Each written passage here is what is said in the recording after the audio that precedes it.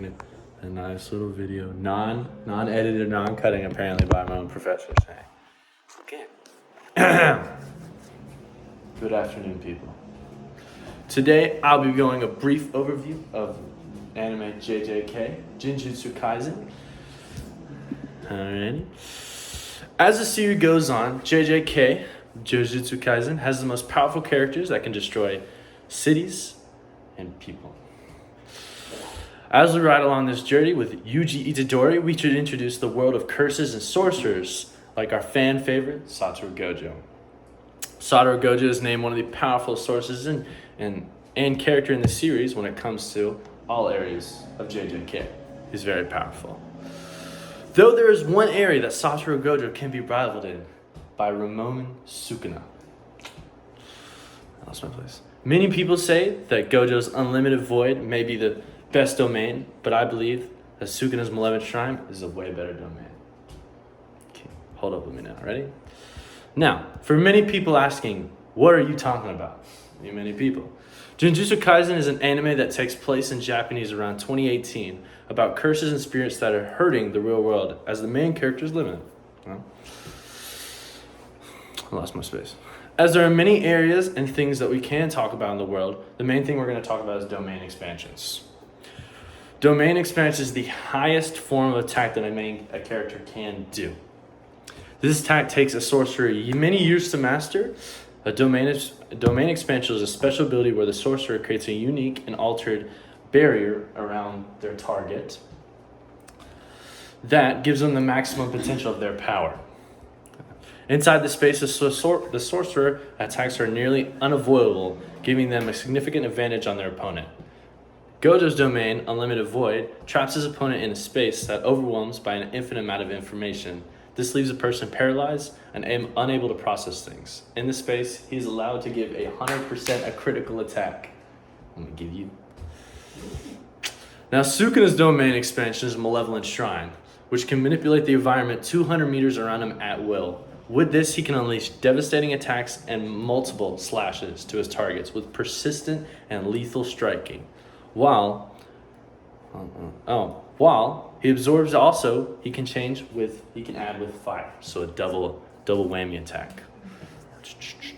With this hidden ability of fire, he can also ignite everything in a 200-meter radius. With Malevolent Shrine, he can level cities in seconds only by using his power once. Since domains are strong, the most characters are only able to use them once, with the exception of one person, Satoru Gojo. Gojo is able to hit many domains at least 2 times in a fight, which also gives him an overpowered advantage against other people's domains. To say Gojo is the strongest, you're not wrong when it comes to fighting domains. Domain 2 Bloom domain. There's still no clear winner over the power against Gojo and Sukuna though. We're not going to talk about that one.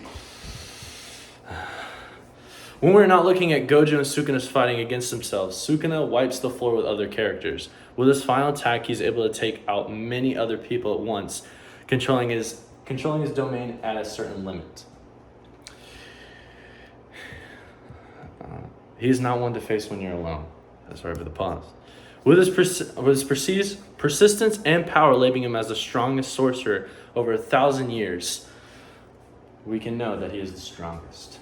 So, when we're looking at Gojo versus Sukuna, we can say in a power domain, Gojo will have the clear advantage over it as he is able to stun, but with it pristine slashes, he's able to take down Gojo's domain. I only got 2 more minutes of time. I'm going to yap your ear off for 2 more minutes here. So, with Sukuna 1, I believe that as well he can control his domain with 200 meters. I explain this a lot. So, there may be a simple way of he can be able to use his domain expansion more than once. If he has a 2-meter radius, he can size it down to 100 meters, so only using 100 meters of his power to the other 100 meters. He may be able to only use it now twice. If he only uses 50% of his power, he'll be able to use another 50%, being able to use to 2 domains. This is possible enough as well to be able to use now 4 domains, if theoretically possible. As Gojo's only able to use 2 right now, he can fry his brain after a few of them. Simple math saying that I think that Sukuna can wipe the floor with all these other people. We have seen in many fights, Itadori, Gojo, who else did he fight? Can I get a crowd? Who else did Sukuna fight? Chozo, Toji. Yeah, Chozo, Toji. We can clearly see that he wiped the floor with, what was it? Who's the fire guy? Jogo. Jogo. He wiped the floor with Jogo, being able to show that he has two main powers. As a special grade sorcerer, Togo was one of the highest people to. I'm just yapping this moment. So, I got 1 more minute left.